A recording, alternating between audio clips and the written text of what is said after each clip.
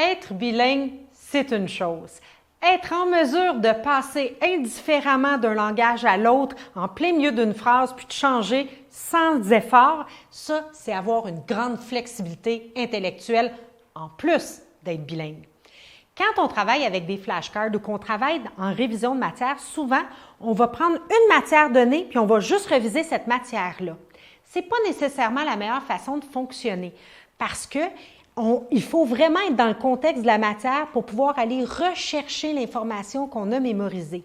Par contre, quand on mélange les matières, qu'une question en mathématiques suit une question en français, puis après ça, on va demander une question en sciences, puis on va aller chercher la signification d'une expression de la langue française, mais là, on court dans tous les sens. Mais ça, pour le cerveau, c'est du bonbon.